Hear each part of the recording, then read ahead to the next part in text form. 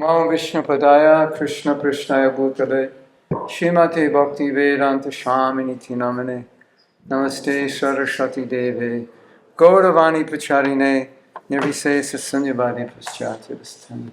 Why is it so much harder to chant japa than it is to do kirtan? Who can tell me?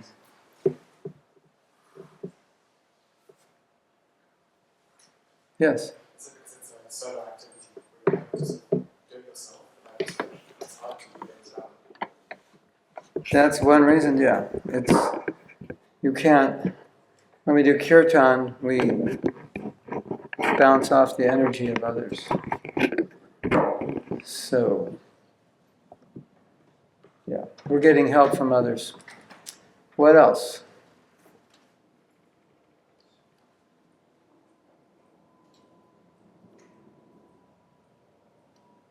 I think kirtan allows us to be engaged in different ways. We've got so much input coming in from music as well. Whereas when it's japa, it's literally just you in your mind. Just you and your mind. Sounds dangerous. And dancing also. Using your body, dancing. What else?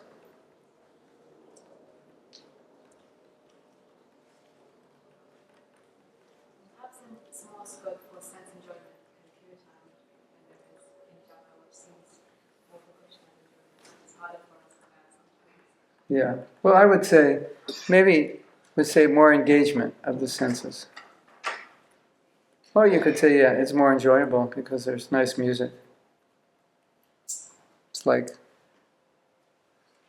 kind of what you're saying is like, japa tastes like a boiled vegetable with no salt, butter, or pepper. And kirtan tastes like the same vegetable fried in ghee with spices and sour cream. Something like that. What do you think? Is that a good analogy? Yeah. Well, the goal of tonight's class is to get your japa to taste like that sabji fried in ghee with sour cream and spice. Think it's possible? We can try, right? One thing, yeah. One thing we're going to do is we're going to do kirtan. And when I think the kirtan has hit kind of a good point in terms of us opening our hearts and us feeling, I'm going to stop it. Exactly where you would not expect to stop it, just when it's going. And at that point, when we stop, I'm going to ask you to chant japa, and I'm going to ask you to continue in the same mood you were in when you were chanting kirtan, and put that in your japa. Let's see if we can do that. Because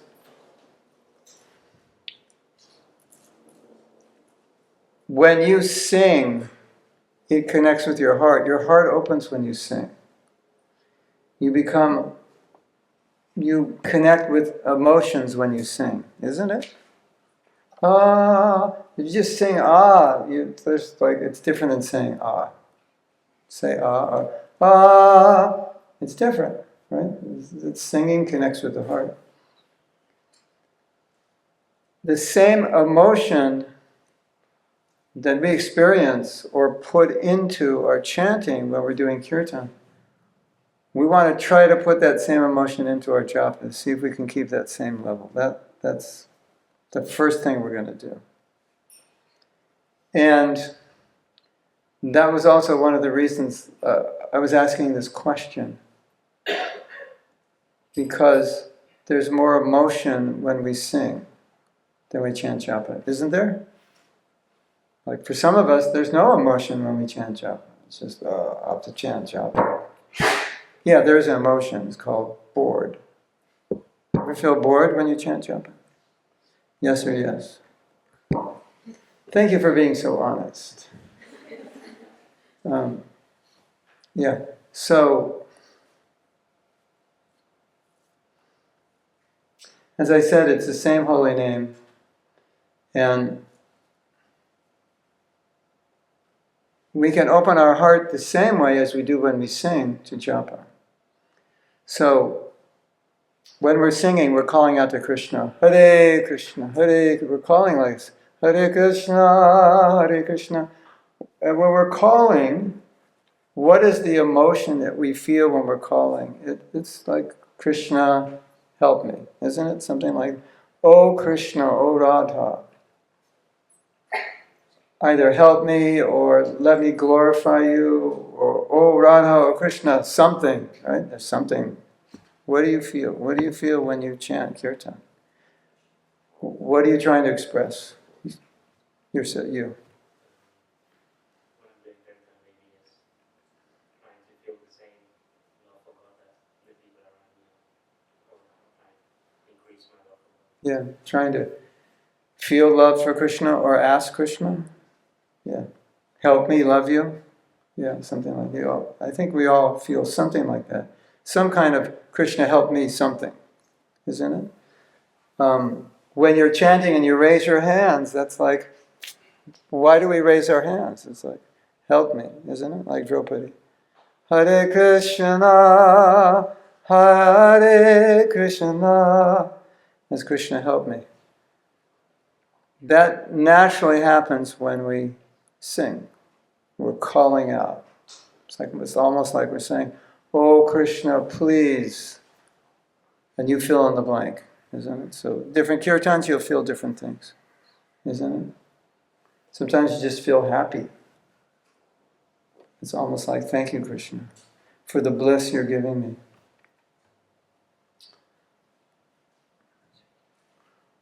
Bhaktisiddhanta Saraswati Thakur said that one of the emotions that is felt, or supposed to be felt, is that Krishna, help me, like you said, help me love you. I don't love you. I love everything but you. Help me stop loving everything but you and help me love you. Because that's the goal. That's the goal of Krishna consciousness, is to stop loving everything other than Krishna and focus that love on Krishna. So when we're chanting, even if you're not conscious of this, but when we're chanting, that's more or less our mood, is Krishna, help me love you. Or help me get closer to you. Or help me stop being so selfish. Or help me be a better devotee. Or help me somehow or other get closer to you instead of further away. Help me stop turning my back on you. That's the mood, right? Definitely the mood when we do kirtan. Something helps something, isn't it? You agree? And then when we chant japa, it tends to be like, oh, this is like a chore. And it's more like, Krishna help me, like whatever vow you made for japa, it's more like, Krishna help me chant this number of rounds.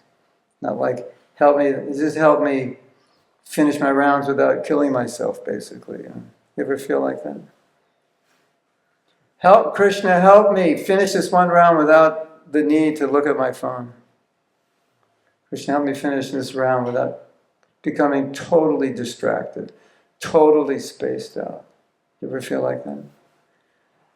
That's the problem. It's meant to be, the feeling, the mood is meant to be exactly the same as when we're doing kirtan. No different. It's just, like you said, it takes more effort to put the emotion in, because when you sing, emotion is naturally there.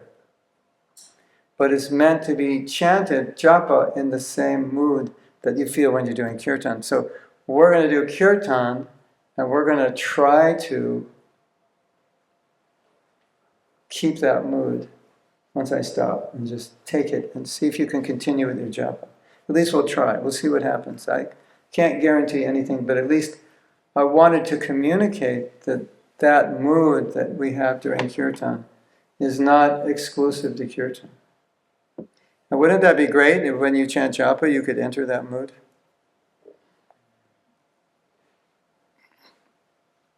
I will help you.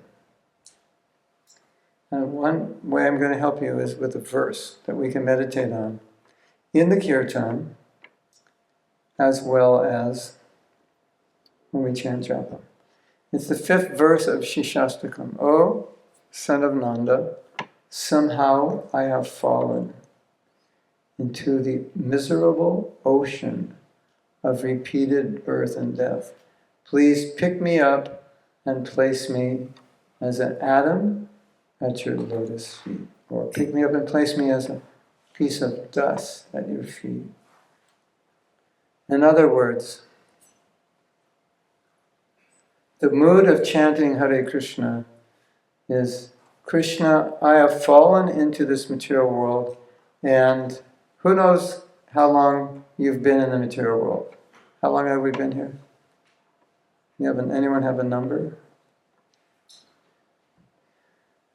Well, Prabhupada sometimes says, he uses the phrase, since time immemorial, which is basically forever. It's another, it's basically a different way of saying forever. And how long is forever?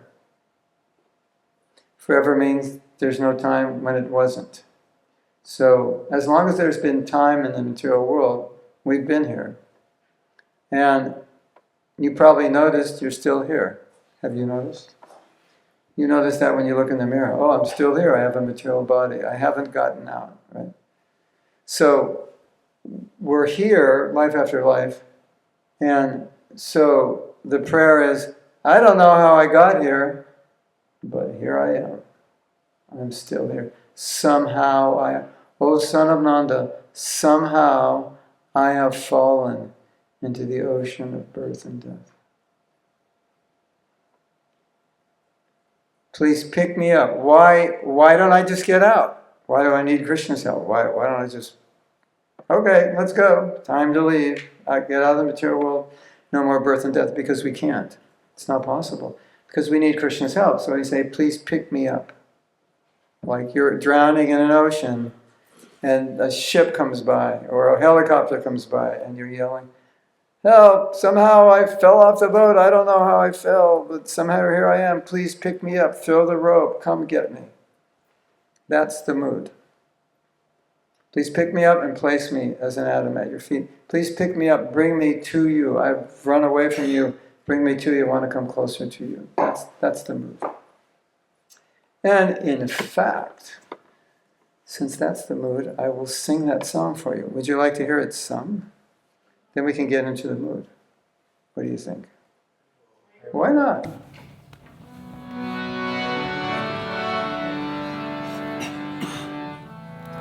Actually, I don't know the melody for it because I don't have one. Let me see.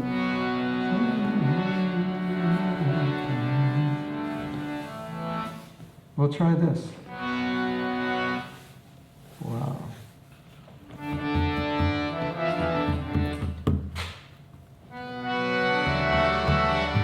See if I can do it.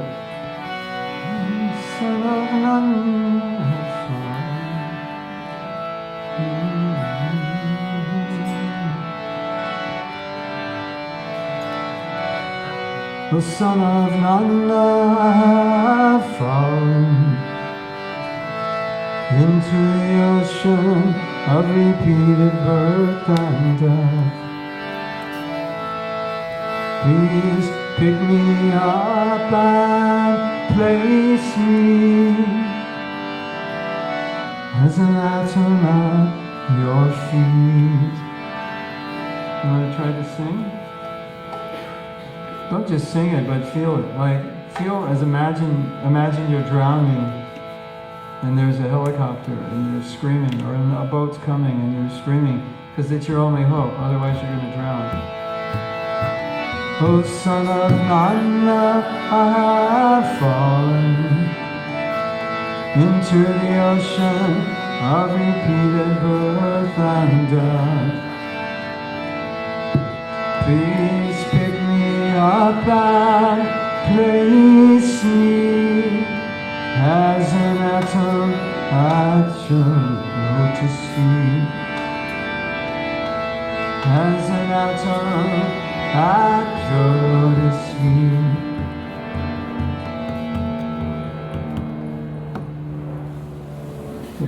The playing is in a different key than the song.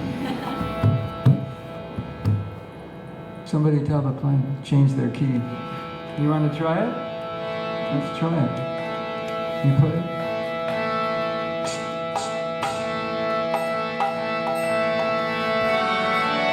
Oh, son of Nanda, have fallen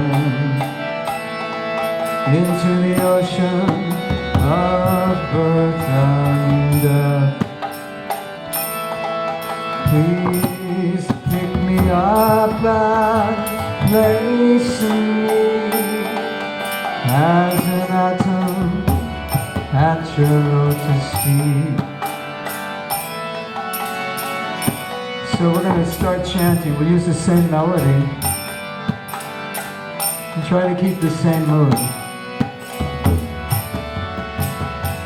And at some point I'm just going to stop. And when I stop, take out your beads and start chanting and keep the same mood. Okay?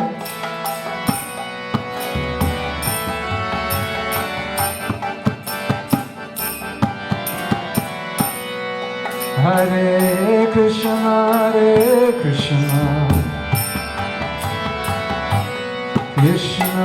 Krishna, Hare Hare, Hare Rama, Hare Rama, Rama Rama, Hare Hare, Hare Krishna,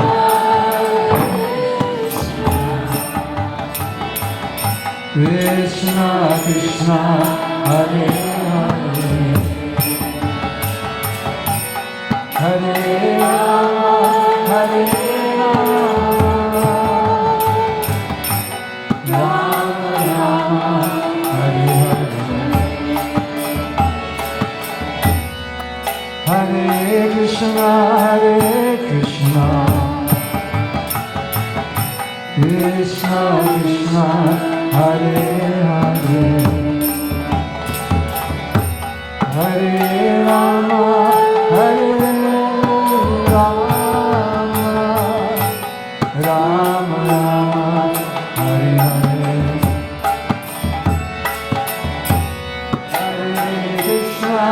Hare Krishna, Krishna Krishna, Hare Hare, Hare Rama, Hare Rama, Rama Rama,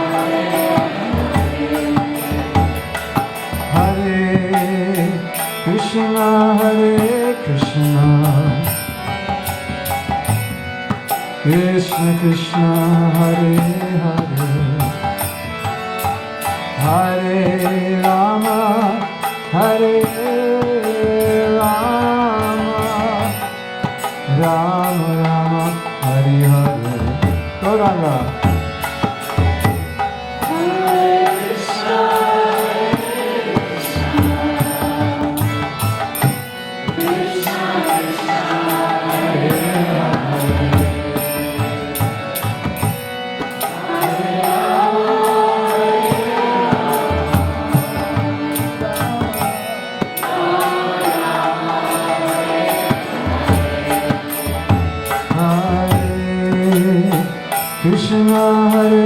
Krishna, Krishna Krishna, Hare Hare, Hare Rama, Hare Rama, Rama Rama, Hare Hare.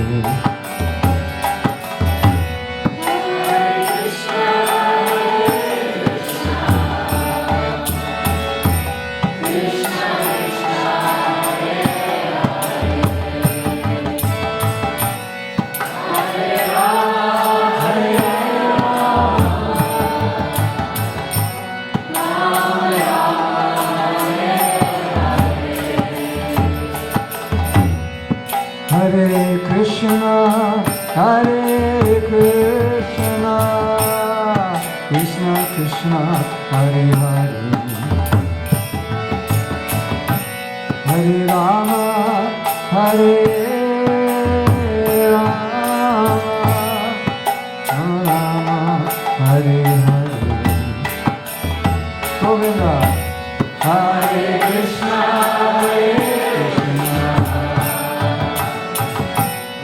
Krishna, Hare Hare, Hare Rama, Hare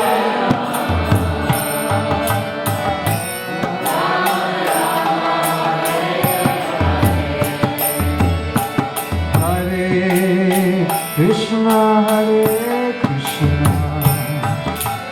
Krishna Krishna, Hare Hare,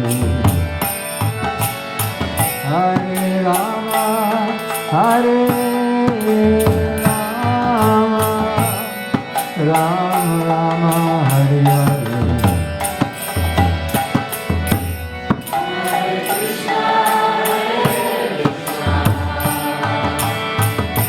Krishna Krishna, Hare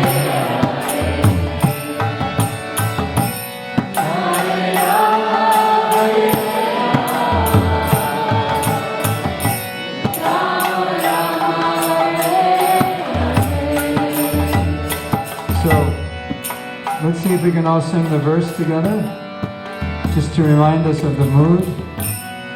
So we'll chant it once together. We'll go back into the kirtan and we'll try to increase this mood of feeling helpless, drowning in the ocean of repeated birth and death. Can we do it? Try to sing with me. Oh, son of Nanda, I have fallen into the ocean of repeated birth and death. Please pick me up and place me as an agonized girl. Let's chant together, a little louder. Hare Krishna, Hare Krishna, Krishna Krishna, Hare Hare, Hare Rama, Hare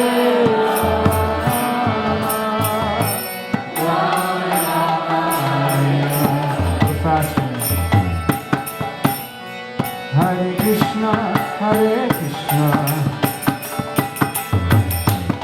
Krishna Krishna, Hare Hare,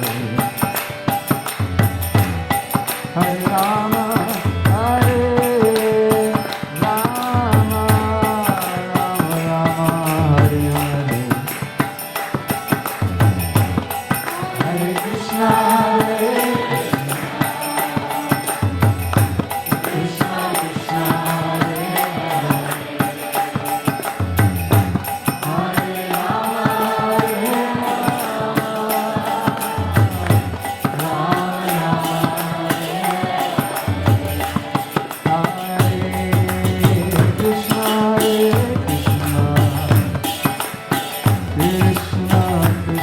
Hare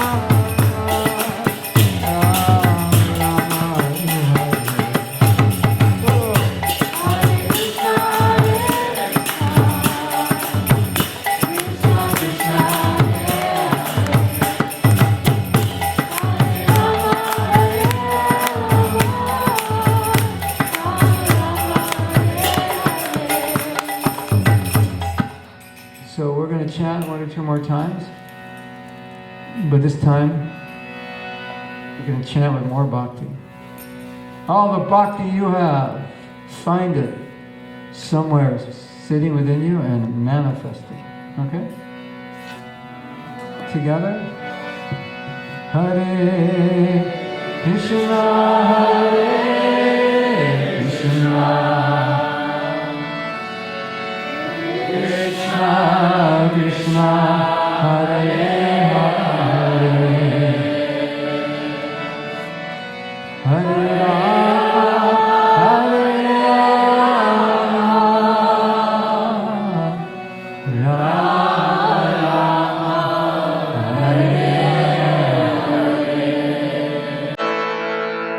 Hold that mood. Don't go anywhere. Keep it.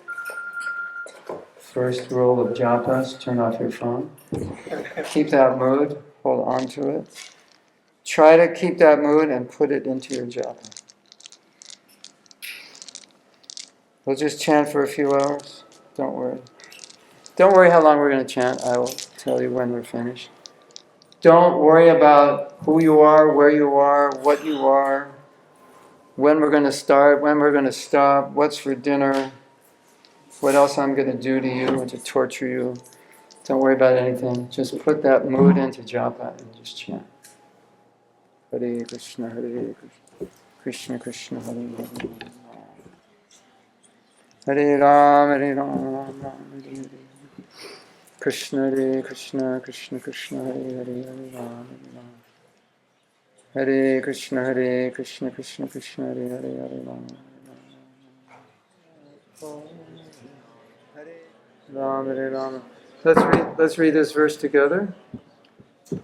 O son of Nanda, I have fallen into the ocean of birth and death. Please pick me up and place me as an atom at your lotus feet. Let's chant a little bit longer. Try to enter more deeply into this mood if you can. It's a mood of helplessness. It's a mood of prayer of regret for turning our back on Krishna, and a prayer to come closer. Hare Krishna, Krishna Krishna, Hare Hare, Hare Ram, Hare Hare, Krishna Hare Krishna. Okay. So what I'd like to do now is ask you, any of you who would like to share, what just happened? The good, the bad, the ecstasy, the agony, the beautiful, the ugly, what happened? And it's not that I don't expect that everyone would have like an amazing experience. Maybe some of you found it difficult. Maybe some of you said, this is the best job I've ever had. I'd like you to reflect, and if you'd like to share, and whatever you're sharing, kind of go deeper as to why you felt that way, or what happened. And if it didn't go well, then we should talk about why it didn't go well, so we can improve it. So, anyone like to share what happened? And, don't be embarrassed to share if it didn't go well. That's okay.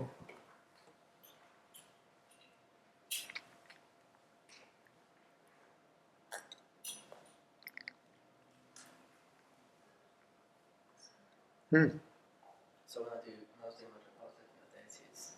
I don't know if that's a good practice or not, but I stay focused for a bit, and then sometimes I look at the flowers or something, and then my mind goes to another place.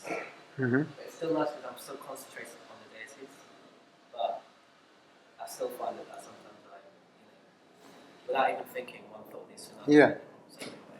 Yes.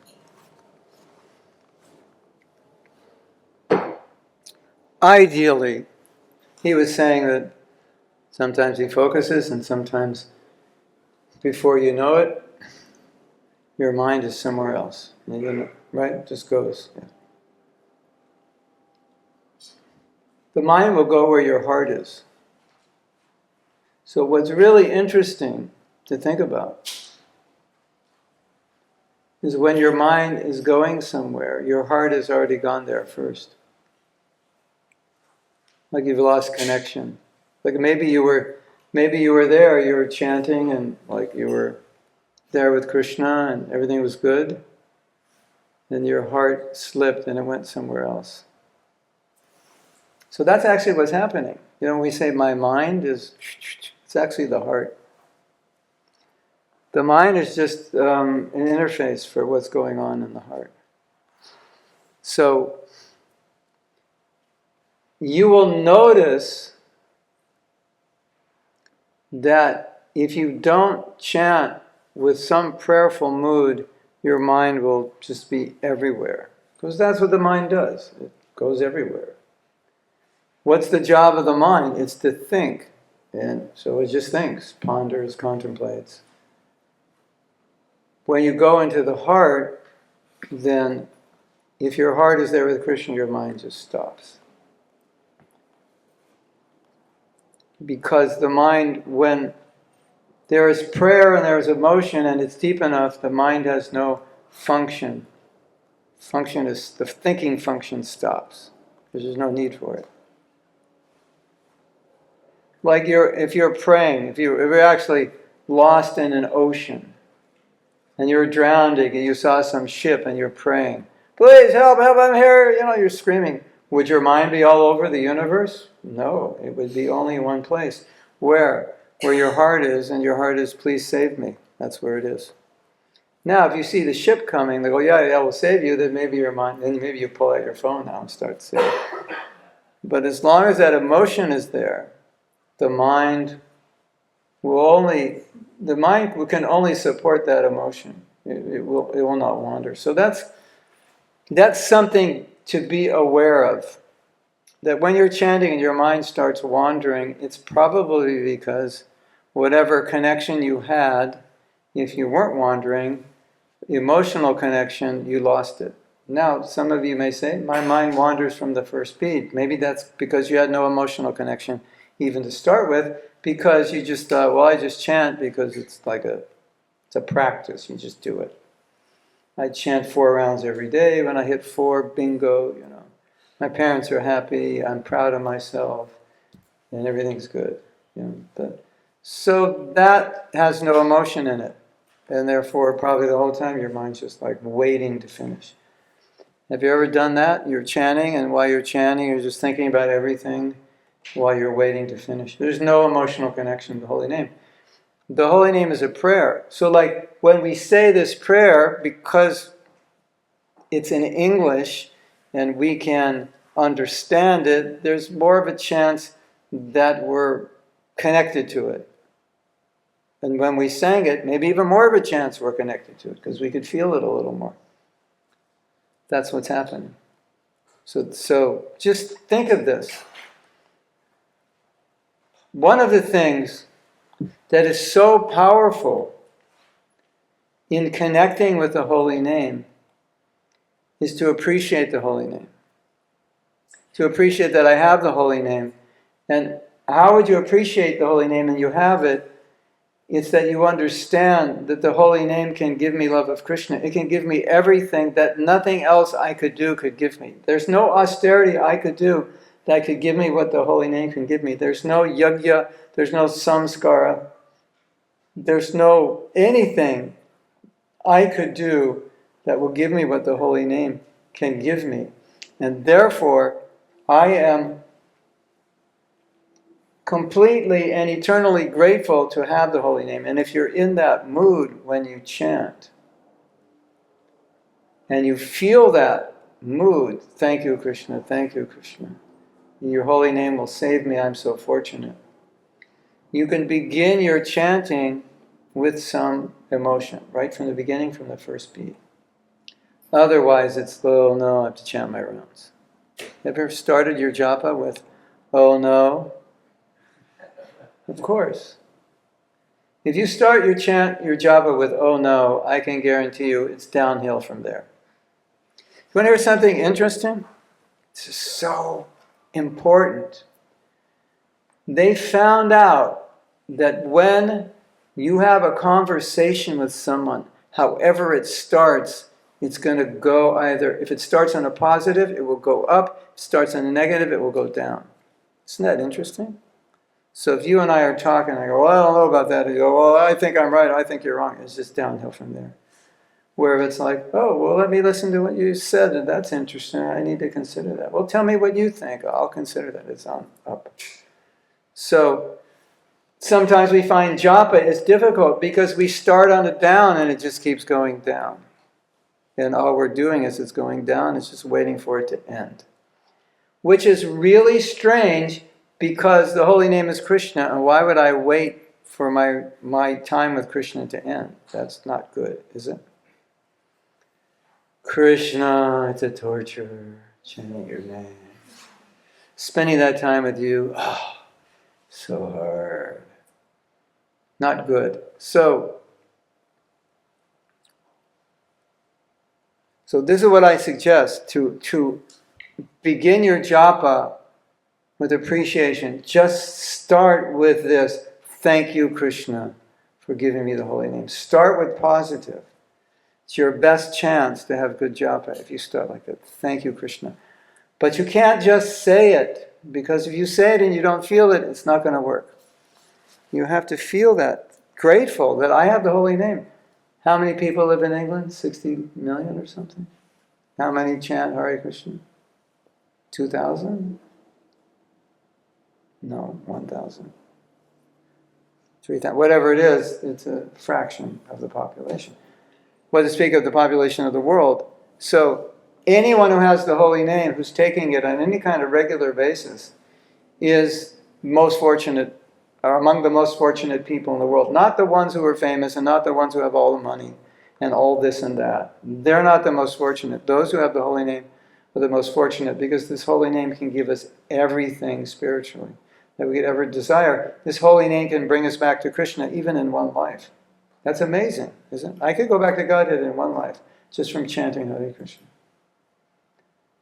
So therefore, when I begin chanting, thank you, Krishna, for coming to me in the holy name. And you may want to thank yourself. Thank you, self, for having the wherewithal to try to chant.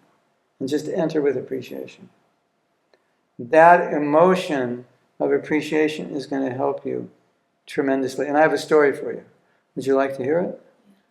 Some of you may know that in September, end of September, I had a surgery on my heart. And after the surgery, I could hardly breathe. And I'd never had so little energy in my life. It took me 40 minutes to chant Gayatri. I never realized that it takes energy to chant Gayatri until then, because I had no energy. So I'd chant one line, and half a line, my mind would just go, because I had no energy to control it at all. And if I took one breath, I would cough.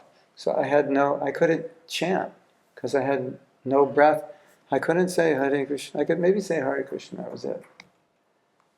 So, and that went on, it went on maybe for like 5 weeks. I couldn't, it was like, why chant? Because I can't even. Hare Krishna, Hare Krishna, Krishna. So I couldn't do it. And then, when I finally began chanting, it was a little difficult because I hadn't chanted in like 5-6 weeks. So I'm starting to chant. And I still, even though I was getting better, I still hard. I didn't have enough breath. It was only maybe after 6 weeks I had enough breath that I could chant one mantra.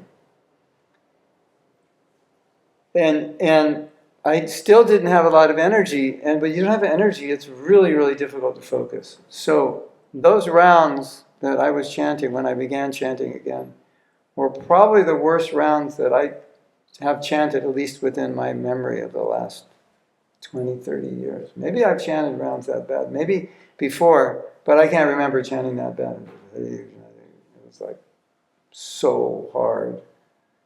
And one day I was chanting, and I was thinking, for almost 2 months I couldn't chant. And right now I'm chanting bad rounds, and I'm appreciating so much that I'm able to chant. And I was appreciating the bad rounds. Isn't that interesting? I was appreciating that at least I could chant bad rounds. Funny, isn't it? Because you would think, how could you appreciate bad rounds? But, well, if you couldn't chant at all, you would appreciate you could chant. So I was chanting these horrible rounds and I was relishing them because I was so happy I could chant. It was really interesting. So this is extremely important. Please, when you chant japa, before you chant, somehow or other, enter into a mood of appreciation. Thank you, Krishna. I'm so fortunate to chant. And if you're in that mood, you will find, if you keep that mood, your mind is not going to wander all over the universe. Your mind is just going to be right there. Your heart is just going to be overwhelmed with thankfulness. And every mantra you chant is like, wow, I'm so fortunate. Hare Krishna. You want to try it? You want to try it? See if we can do that? So, in order to do that, what you're going to need to do before we start chanting is within yourself, you have to find that place within you that can appreciate the holy name as Krishna's gift in this age of Kali to bring us back to Him. Just with this name, we can go back to Krishna. And we can develop love for Him. And this is the greatest gift Krishna has ever given humanity. And I'm so fortunate that I have it. And even I don't chant well, still I'm so fortunate that I have this holy name. When you're in that mood, then just say, thank you, Krishna, and then start chanting. And some of you may be in that mood all the time. Just say thank you and start chanting. Otherwise, just meditate a little bit and awaken that appreciation. And while you're chanting, just remind yourself. Try to keep in that appreciation mode. And see what happens. Who knows what will happen? You just try it. Okay? Sound good? Okay. So do your meditation and you can begin chanting.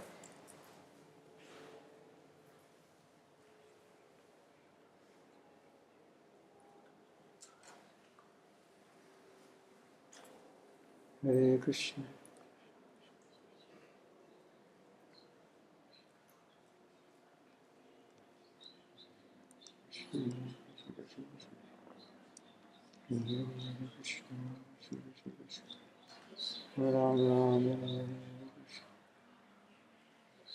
Krishna Krishna Hare Hare Hare Ram Krishna Krishna Krishna Hare Krishna Hare Krishna Krishna Krishna Hare Hare Ram Hare Hare. So who would like to share their experience from this japa session? Or we didn't get much time to reflect on the last session, so who would like to share their experience either from the last session or this session? Good experience, bad experience? Yes. I feel like for me, both experiences, I was a lot more focused. Oh, more focus. Last week I was on the train and it took me like from the entire Jubilee line to do 4 rounds because I was so distracted. Yeah. So he's saying he was more focused, which again makes the point that your mind is where your heart is. And if your mind is everywhere, that means your heart is not connected. And when your heart's connected, then the mind is... Do you know you don't need your mind to chant? Did anyone ever tell you that? You actually do not need your mind to chant. You need your heart. Because chanting is a prayer. So you can, put your mind to sleep. If you have a button that puts it to sleep, you just hit it when you chant. And if you have a button that opens your heart, hit that. That's all you need. So that, just remember this, the distraction of mind is the distraction of the heart. This means the heart has lost its connection with the meaning of the holy name, with the energy. And Bhaktivinoda Thakur and other acharyas have said, in any form of meditation, one of the processes of meditation is to meditate on what the mantra means. Because when you meditate on what it means, you're connected with it. You're emotionally connected with what it means. O Radha, O Krishna, please engage me in your service. I've served everybody and everything other than you for unlimited numbers of lifetimes. Please help me develop this desire in this life to serve you. Hare Krishna, Hare Krishna. That's what it means. It means many things, but that's central meaning. And if you're connected to that meaning, then when you're chanting, there's a deep, deep connection, and it's easy to make. You know what's interesting? When we're saying, Krishna, please let me serve you, we're really praying for the mentality. Please help develop the mentality that I am a servant. Because sometimes I joke, like, I have too much service. I'm not going to chant. So if I am asking Krishna for service, I already have too much. I'll chant less rounds, until I catch up. So it's not like that. It's chanting to develop the desire or the realization that I am a servant, because I think I'm the master and enjoyer of the world. That's why I'm here. Right? I'm the controller. I'm the center. Krishna, please help me realize you are the center, you are the controller, and I'm your servant. That's the emotion. And if you get frustrated with yourself because so many times instead of thinking that Krishna is the enjoyer, you feel you are the enjoyer and you're trying to replace him with you, and you get frustrated doing that because you know that's not your eternal constitutional position. That frustration can empower your chanting. I want Krishna, I want this mood and I don't have it. Help me. I'm frustrated with myself. Very good. Who else would like to share? Yes? First time I connected with a bit about death and to remind myself about my personal story and my struggle and why I don't want to be here. So I was connecting to the holy name about desperation. Mm-hmm. And the second time was a connection, but it was appreciation. So Krishna has given me the holy name, and I was receptive to receive, to be open.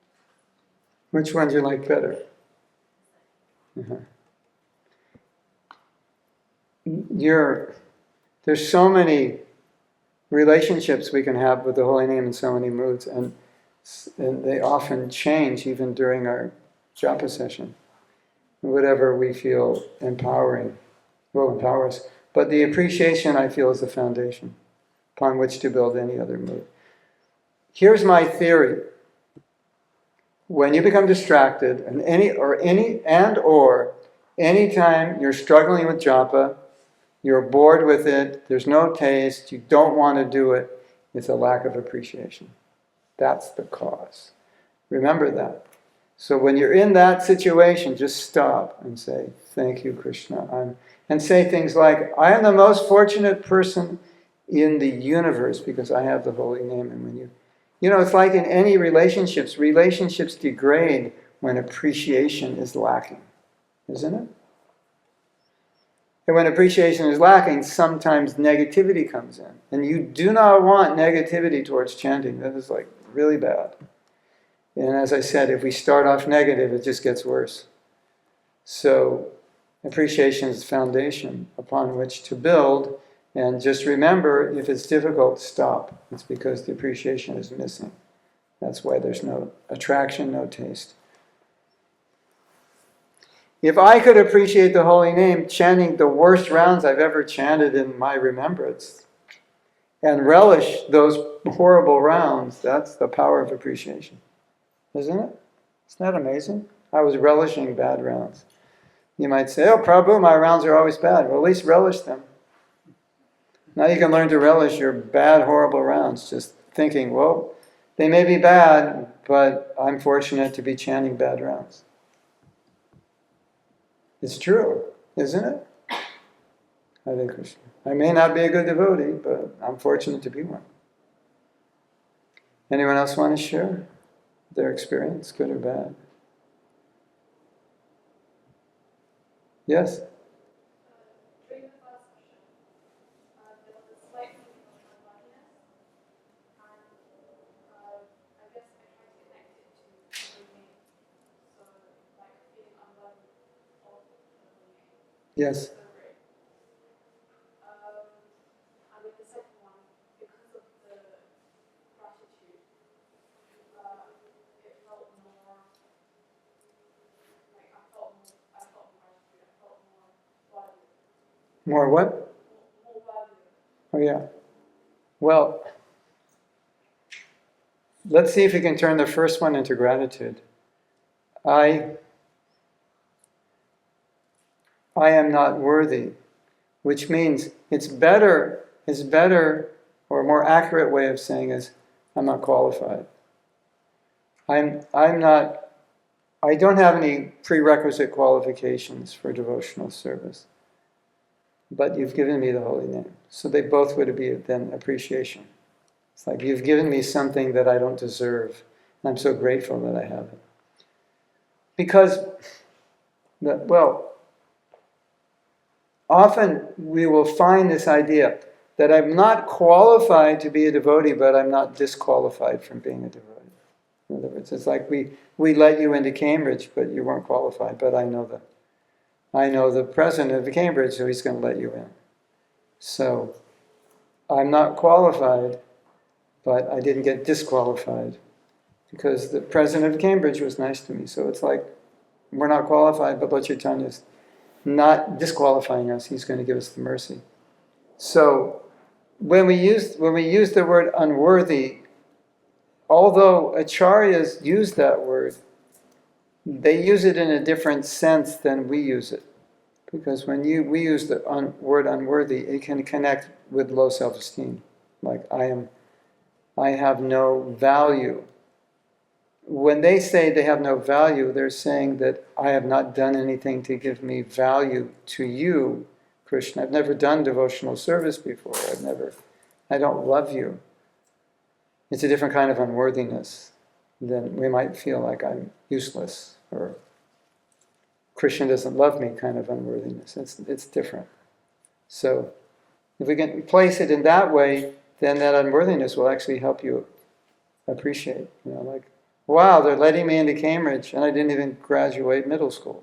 Wow, that's pretty good. Well, how appreciative would you be? So if that happened, you wouldn't be thinking, I'm so dumb, I never graduated middle school. You say, I'm so fortunate. They're letting me into Cambridge even though I never graduated.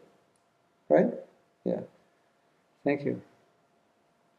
This is this verse is, it's a verse of helplessness, that I will never be able to be perfectly Krishna conscious if I don't get help. Like, I can't do this on my own. So that's the mood of this verse. Like, Krishna, I need your help. For anything I want to advance spiritually, I need your help. So throw the rope. Throw the rope to me. Like that. That's the mood. But, it's not the only mood. And like you say, if the mood of appreciation helps you more, go with it. Why not? Thank you. Anyone else like to share? I know you're all dying to share. Just a little shy. If you share, whatever you share, it will help everyone. Even if it's a struggle, it will benefit everyone because we can talk about how to deal with the struggle. And if you share something positive, it will inspire everyone. Yes? I was thinking, it's only the gratitude. It really feels so genuine for me to say thank you, Krishna, for the You did or did not? I didn't. Oh, you just said it, but you didn't feel it. Yes, I didn't want to say it because it felt. Oh, okay. But I was trying more of a mood to say, it was trying to mood of, I don't really appreciate what you've given me. Okay. How did that work? Oh, that's interesting. If you all heard that, he said, I didn't feel the appreciation, so I couldn't say thank you. So you said, what did you say? The last thing you said, I forgot. I wish I could appreciate. Oh yeah, that's nice. I like that. Beautiful. Help me appreciate. Yeah. Well, I think the secret is obvious. If I chant well, I will appreciate it. Because, well, here's the thing. You all may not be aware of this, but we can have completely different experiences with the same mantra depending on how we chant. So Bhaktivinoda Thakur gives the example that if you chant purely, it's like being in the sun at noon. And if you chant impurely, it's either like being in the sun at sunrise or it's just like midnight. There is no sun. So it's the same sun, but your experience of the sun varies according to your position in relation to the sun. So you could be chanting the holy name and you could be thinking, why isn't anything happening? It's like, why didn't I get a suntan? I was sunbathing at midnight. Well, obviously, you weren't in the sun. Well, how come I didn't get a suntan at 4 in the morning? Well, or whatever the time the sun rises. Well, it was just rising. It was just the dim light. It's not going to burn you. So it makes it more challenging to appreciate the holy name if we're chanting what I call midnight japa. Because it'll feel like, well, this chanting isn't working. So how can I relish this and appreciate it? It's not working. But what's not working is, the holy name always works, it's just we're not working the holy name properly. That's like if you do yoga asanas and you do the asanas wrong, they don't work, or they don't work well. So you think this yoga, this hatha yoga, it's all nonsense. All it does is give me a backache. What's this, you did it wrong? So that's dangerous because it's so important to be able to appreciate the holy name. And it's so difficult to appreciate it if we're not chanting well. I mean, we can appreciate it, like I said, that I did, but it's more difficult. And if you chant well, you'll have amazing experiences and you'll naturally appreciate it. So now I want to give you an appetizer. There is tremendous amounts of nectar in the holy name. And I'll be more specific. There's, believe it or not, there's tremendous amounts of nectar in japa. And you might say, but I don't always get that nectar. Or maybe you might say, I never tasted that nectar. Well, I just want to let you know it's there. Maybe you have the wrong key and you haven't been able to open the door, but it's there. And the key to proper chanting is the attitude with which we chant. Here's something really interesting. You know, when we're chanting and we're feeling nothing, and we say, Prabhu, I'm chanting, but I don't feel anything. Right? We've all been there, right? Of course, we're feeling something, it's just what we're feeling feels like nothing. So what are you feeling? I'm feeling nothing. I'm feeling boredom or whatever, distracted. There's an emotion there, but it's not helping my japa. It's kind of undermining it. So I'm chanting and I don't feel anything. Well, there's an easy solution to that. Why not put feeling into the japa? Because you're chanting and thinking the holy name is supposed to come back and have me feel something, right? But I'm not putting any feeling into it, and I'm hoping the holy name will put feeling into me. It doesn't work that way. You put feeling into it, and you'll get the feeling back. So if you say, I'm not feeling anything, well then, hello, why not put some feeling into it? Maybe you'll feel something if you put feeling into it. And that's what we're trying to do tonight. So it's such a simple idea, but so often we don't think that way. We think, I'm waiting to feel something from the holy name. I'm chanting midnight japa and I'm waiting to get suntan. No, I don't think it'll happen. Why don't you wait till noon and then go out? Then you're going to get a suntan, right? So put that emotion into it, put that feeling into it, and immediately you'll feel something. Like we say, you know, if you feel angry, you're the one suffering, you feel it. And if you feel love, you're the one relishing that feeling of love. So if you put your bhakti into your japa, then guess what you get to feel? You get to feel your own bhakti, right? And so when we're going, japa is boring, That's because we're not putting bhakti into it. So we're just feeling basically, I don't like chanting. That's the emotion we're feeling, isn't it? Yes? It's weird to feel that emotion while I chant japa. But though there's nothing in the holy name, no, it's not about the holy name, it's about what are you feeling? What are you putting into it? Yes? I found that when I was really in Japanese, suddenly I was feeling really warm, Mm-hmm. extremely warm. And then I started seeing just glow of colours, just a glow of colours, orange and deep purple, orange and deep purple. And I felt the warmth come out of it. I mean, that was a real, the whole body felt so warm. I don't know.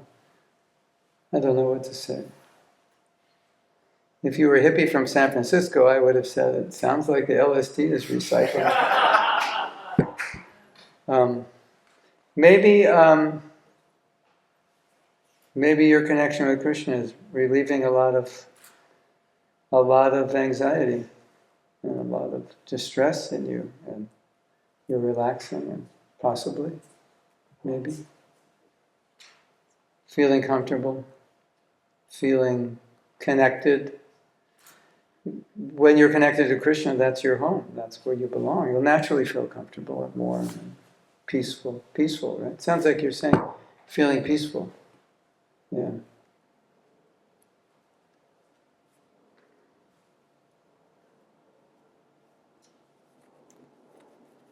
If we look at what you said, then we could say, wow, 740.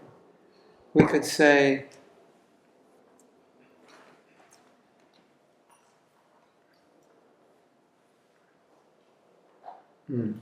when you go back to Godhead, Krishna's going to ask you this question. He's going to say, how did you live without me? He's going to say to you, I knew how much you suffered in the material world. How were you able to live without me? Wow.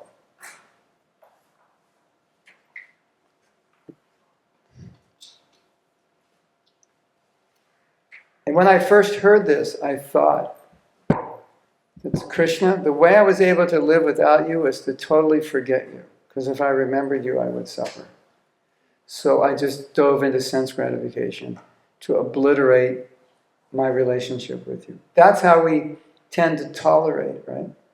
So everything we're doing in this material world to forget Krishna is causing us to look through material things for that relationship of love and affection that we have in Krishna. And we're just avoiding it. So when you come back to Krishna, you finally feel, oh, this is where I belong. I'm back home. This is my place. And really, for a devotee, the only way a devotee can live in this world is by remembering Krishna. So when Krishna says, how did you live without me? The right answer is, I chanted Hare Krishna. I heard Bhagavatam. That way I could be with you. But practically speaking, before we were devotees, how did we live without Krishna? By material sense gratification, which just intoxicates us and numbs us. So we don't have to think about it. Isn't it? Yeah, trying to forget him. Yeah. Yes? Many devotees say when you start Krishna consciousness, Krishna is a lot more present with you and he takes care of you a lot more, and then slowly he fades away, kind of like with Dhruva Maharaj, how initially he showed himself through his voice and then kind of backed away and said, oh, you'll see me. Narada Muni, yeah.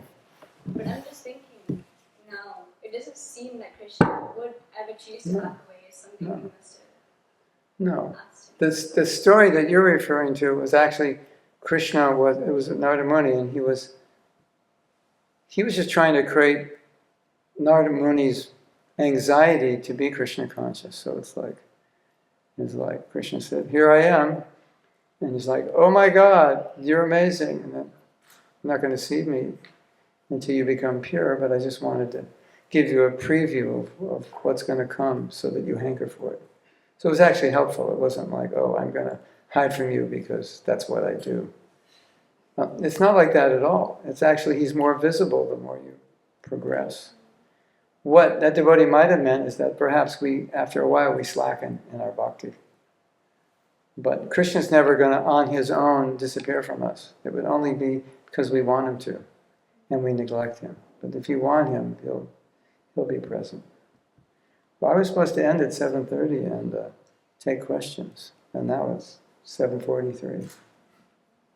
And I guess we're supposed to stop at 8. Is that correct? Yeah. So why don't we just go with some more questions or sharing your realization? Anyone want to share or ask a question?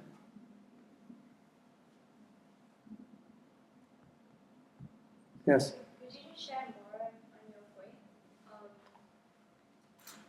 So if we feel like Krishna has kind of left us a little bit, how can we engage more feeling? Uh-huh. Well, if you feel like he left you, first thing I would suggest is don't look at it that way. Look at it more like I left him. So I would look at my own life and say, why do I feel that he left me? Because he's always there. So have I done something that would make me feel that way? And if we start that way, then you know that you can be very close to him at any moment. You're not going to run after him and he's going to run away. It doesn't work like that. So, and sometimes that feeling that Krishna's left me may not even be true at all. It may be just a feeling of guilt or something. I thought I did something wrong, and I'm imagining he left me because I feel guilty or shameful, or like. Sometimes it's like that. Krishna must not like me because I did this, or Krishna must have, but it's not true. It's just that I think like that. Or someone has told me that. Oh, Krishna doesn't like you because you did this. You ate grains on Ekadasi. Krishna's never going to talk to you. Just stop chanting. What's the use? It's not like that. So Krishna is on our side, and he wants the relationship more than we do.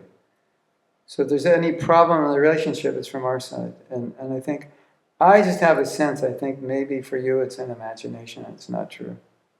It might just be, you may have put that seed in your head, or someone may have put it in your head to think, and then, because you think that way, it may seem that way. So, put the seed in your head that Krishna he never leaves me. It's not possible, it's not the way he is. And no matter what you do, and how bad you are, if you're not consciously trying, as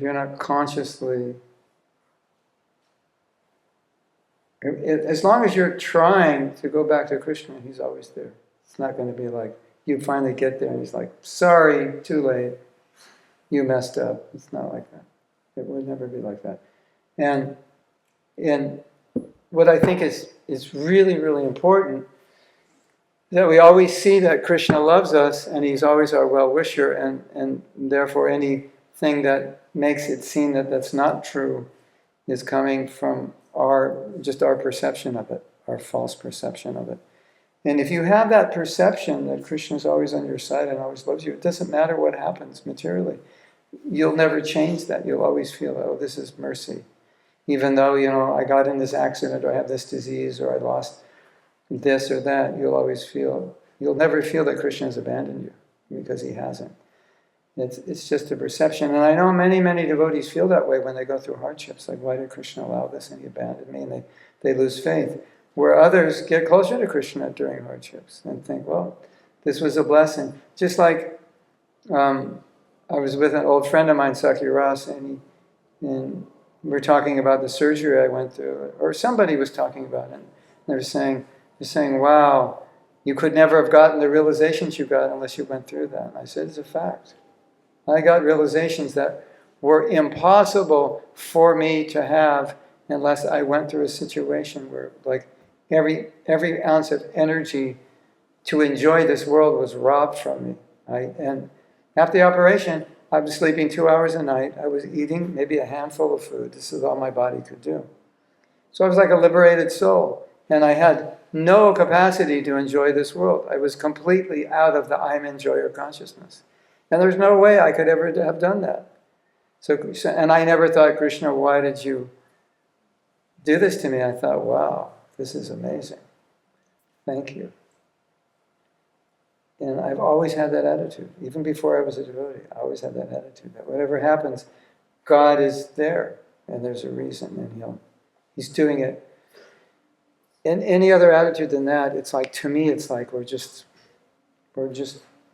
becoming our own enemy. And imagine how Krishna would feel.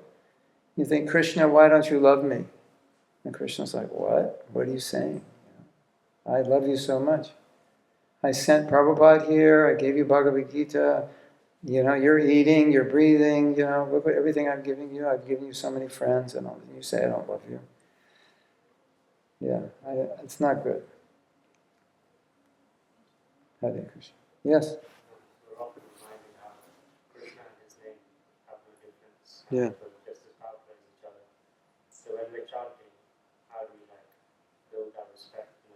Oh yeah. So he's saying Krishna's name is not different from Krishna, and when we're chanting, how do we build that respect? Well, interestingly, somewhere, maybe it's in the Gita or somewhere, Prabhupada said, Krishna and his name are not different, but you can't intellectually understand it. Because we don't have how can you intellectually understand something you have no experience of? There's nothing in this world that is the same as its name. So, you might say, okay, I say, you say your father's name. It reminds you of your father, but he's not there. He's just there in your memory, but still, he doesn't exist. But Krishna's name does. So, my personal experience with this and realization is that when I chant, I just have to remind myself that Krishna is fully present in his name. He's like right here. And the interesting thing is that if we cannot realize Krishna in the deity, if we cannot realize Krishna in the name, if Krishna walked in this room, we'd say, who's that? Or he'd just come in and sit down, you wouldn't even notice. If you can fall asleep during japa, you could fall asleep when Krishna walks in the room. So, if we can realize Krishna in his name, we'll see it more in the deity, we'll see it more in the Bhagavatam and everywhere. So, initially we just have to remind ourselves, and we're chanting Hare Krishna, and we're just telling Krishna, you're here in your name. Just go with it. Don't intellectualize, just go with it, try to feel it, try to experience that Krishna's here. Now, a lot of times when I'm chanting and I'm in that meditation that Krishna's here, then I think, well, if Krishna is here, then it's a good time to ask him for help. Because if Krishna showed up and said, so, what do you want? A lot of things you could ask him. So you're chanting Hare Krishna and Krishna shows up. Well, it's a good time to ask him, Krishna, can you help me with this? Or it's a good time to talk, and it's a good time to listen. That sometimes you're chanting, just listen and you'll hear. You won't hear it in your head, you'll hear it in your heart. Something will come. Some guidance, some inspiration. And when that happens, then japa is like, wow. It's like I was just talking to Krishna. This is amazing. And when people say they don't like japa, it makes me sad because I've had so many experiences where I just felt like I was talking to Krishna. It's like every day you could talk to Krishna, or you could just chant your japa and be completely oblivious to the fact that Krishna's there. And what to speak of there, you're suffering just to chant. That's not good. Because there's this whole other universe of experience you could be having every morning if you apply yourself a little bit, and it'll transform your life. Because if we want to advance spiritually, chanting the holy name is the best way. It's the most powerful way. So to not be able to take advantage of it fully, we're really harming ourselves. We're making our lives difficult. When this thing can help us in so many ways in our spiritual life, and then we don't take it properly, we don't get that help. There's a really interesting story in which a devotee wrote Prabhupada a letter, and he listed all the problems he was having. Lots and lots of problems. And Prabhupada read the letter, he said, it must be that you're not chanting properly, because you wouldn't have if you were chanting properly, you wouldn't have these problems. Such an interesting thing. Like a doctor, if you tell a doctor this, that, and the next thing, a good doctor, like a natural doctor, okay, are you eating potatoes? Are you eating cheese? Are you eating a lot of sugar? Like, how did you know? Well, these are the symptoms. You stop eating these things, the symptoms will go away. So, are you chanting, but Prabhupada, it's lust. I'm overcome by lust, overcome by anger, overcome by greed. I'm fighting with all the devotees. I don't want to get up in the morning. I hate sadhana.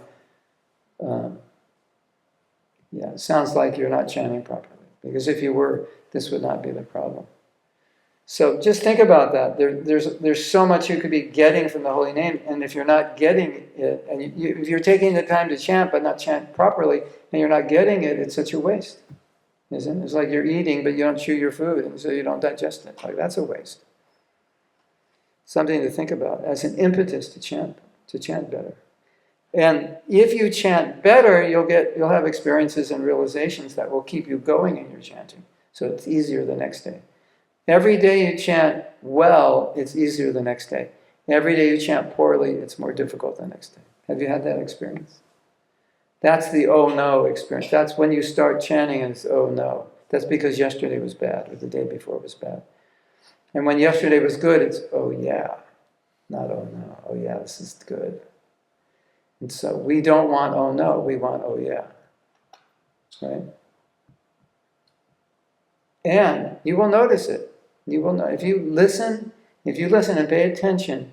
When you put your hand in your bead bag, there's going to be a little something going on, which is going to be saying oh no or oh yes, and you can feel the energy in your body rising or decreasing.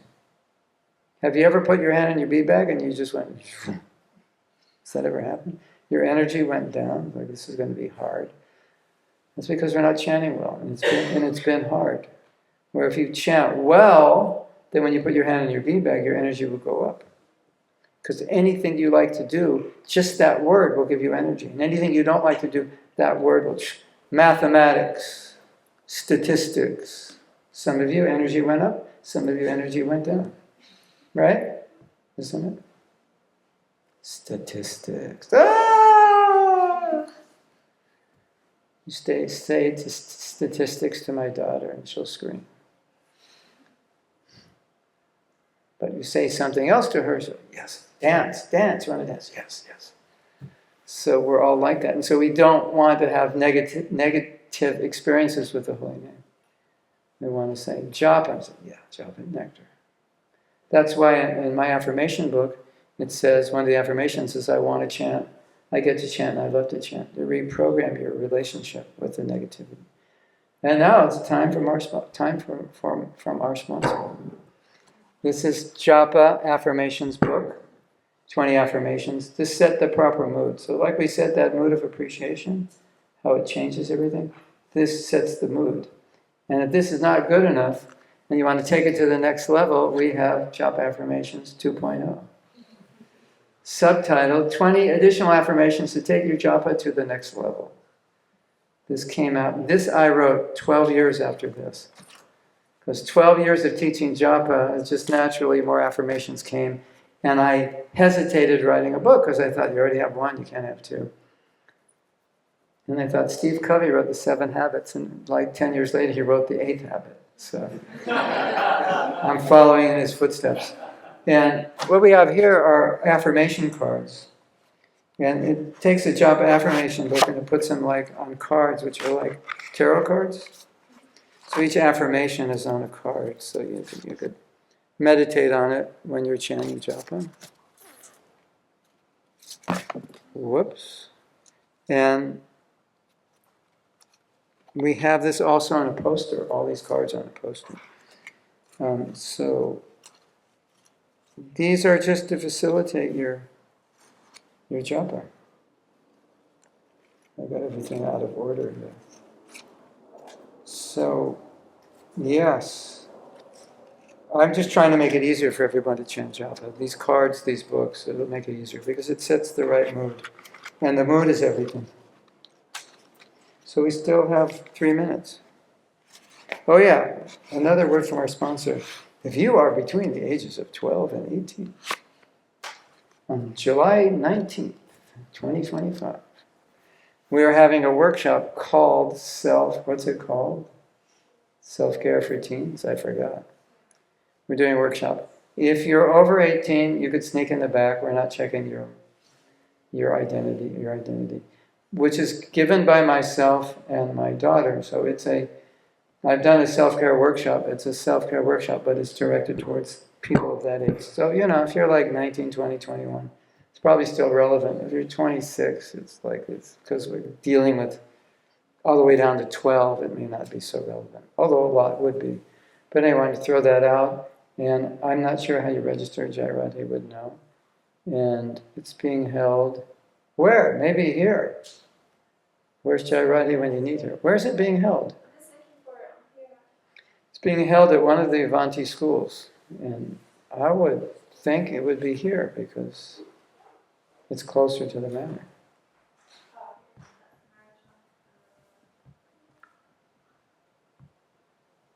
The marriage one is tomorrow, isn't it? Yeah. The marriage one is tomorrow at Studio 108. It's here?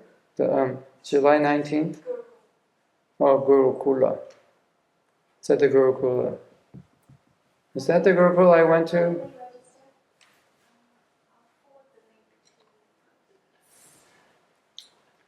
Yeah, we can, I don't know. You all on the same WhatsApp group? We could send you the link. Who's in charge here? Yeah? Yeah, okay. And then February 15th to 20th, we're doing a retreat in India at Govardhan. You're all invited. My secretary reminded me, wherever I go, to tell people, we should have a poster advertising it. Is there a poster? Yeah? No? Anyway, mark it on your calendars. We do these amazing retreats at Govardhan. You come in one state, and you come out in a much better state. And some of the things we do will change your life forever, guaranteed, or your money back. Hare Krishna. Thank you for listening to me. I hope you got something from this. It's just the beginning. We actually need 2 days to really get into it. So if at any point in time you're willing to spend 2 days, or 3 or 4 or 5, we can go for it. Or if you want, we're going to Slovenia, July 29th. We're doing a chapel retreat there. And that, I think, is Tuesday, Wednesday, Thursday, Friday. There's still some free places as well for the people who want to get a free spot. They have some free spots on the last next they said that's In Slovenia or in Italy? Pennsylvania. Mm-hmm. We're also doing a youth retreat in Italy on August 6th through 11th. But since you guys aren't in the EU, you can't get in free. So many problems. Yeah, I think. I don't know for sure, actually. I'm bad at advertising what I do. But it's at the Eco Farm in Italy, youth retreat. I don't know what a youth is, but maybe under 25 or something. When do you become an old man and an old woman? When you're like 26? When I joined the Hare Krishna movement, I was 19. And we had this thing, the hippie movement, we had this thing, don't trust anyone over 30. So we're 19, like 30 was like way old. Way old. And when I was first a devotee, the oldest devotee in the temple was 30. So to me, that's like ancient. And he was a devotee for 4 years, and that was like, wow. Been a devotee 4 years, amazing.